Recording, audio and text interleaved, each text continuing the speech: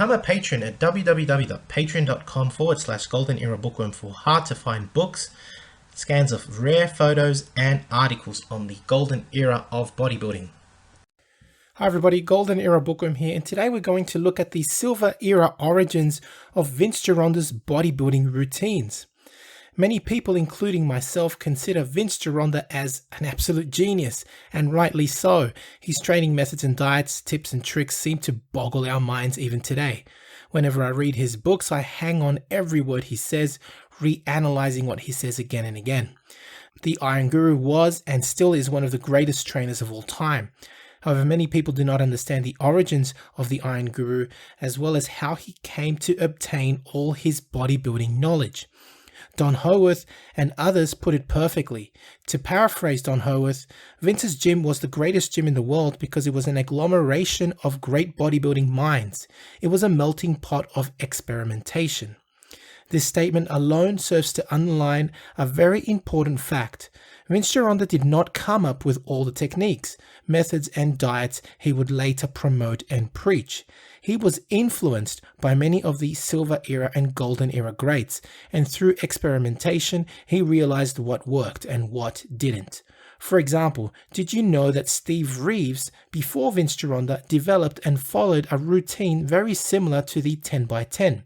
And that Vince recommended the 5x5 as advocated by Reg Park.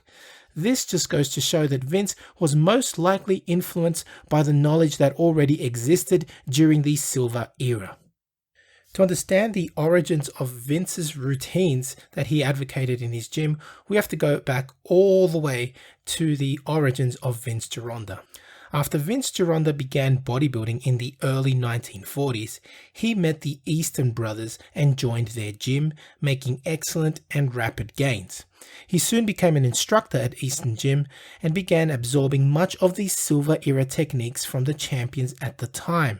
It is no wonder that when we read The Wild Physique or any other publication from Vince Gironda, we are constantly reminded of the Silver Era and Golden Era greats that contributed to Vince Gironda's principles and methods of bodybuilding.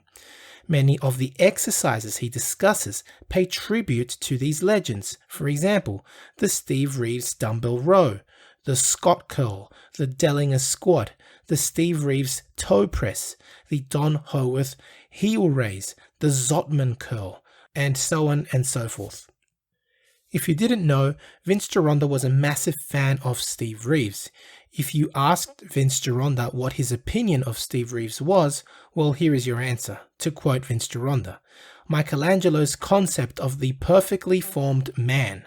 That was a direct statement and quote from Vince Gironda, his opinion of Steve Reeves. Vince admired Steve Reeves greatly and therefore studied his methods. Besides preaching the benefits of using some of the exercises that Steve Reeves propagated, as I already mentioned, the Steve Reeves dumbbell row for the development of the back and the Steve Reeves toe press for the development of the calves, Steve Reeves used a very particular advanced style of training that was later adopted and tweaked by Vince Gironda. In preparation for the 1950 Mr. Universe, Steve Reeves claims that he used a very similar program to what Vince would later famously call the 10x10. Reeves's version was the 10x12, or 10 sets of 12 repetitions.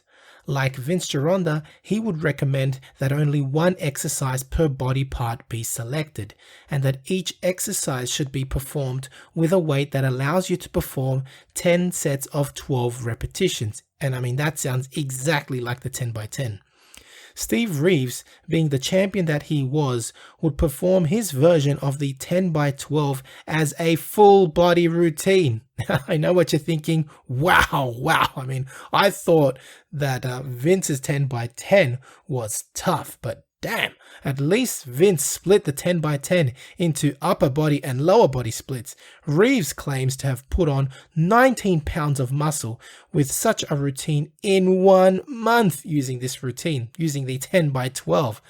Vince similarly claimed that using the 10x10 allowed the bodybuilder to stimulate an incredible amount of hypertrophy due to the sheer volume of work being performed. This example serves to highlight that Vince Gironda, who propagated routines such as the 10 by 10, were most likely developed back in the silver era when he was just learning, when the likes of Steve Reeves graced the Mr. Universe and Mr. America stages. Vince simply absorbed what was useful, tweaked it, and improved on it. It is therefore likely that, as I have mentioned in previous blogs, that Vince was not the inventor of such routines, but simply propagated what worked. This may actually come as a shock to many of you, but Vince also propagated the 5x5 routine, which was made famous by none other than Reg the Legend Park. Don't believe me? Well, open up a copy of the Vince Gironda Workout Bulletin, and on page 3, you will find that in the beginner's course advocated by Vince Gironda, Vince states the following: beginners should start off with 3 sets of 8 repetitions. After the first month, they should graduate to 5 sets of 5 reps. The third month, 6 sets of 6 repetitions. This, of course, should be retained for at least 3 months before trying the advanced 8 sets of 8 repetitions. End quote. That was a direct quote from Vince Gironda's book, the Vince Gironda Workout Bulletin. Amazing fact that Vince Gironda actually advocated the 5x5. This again highlights the point I made earlier.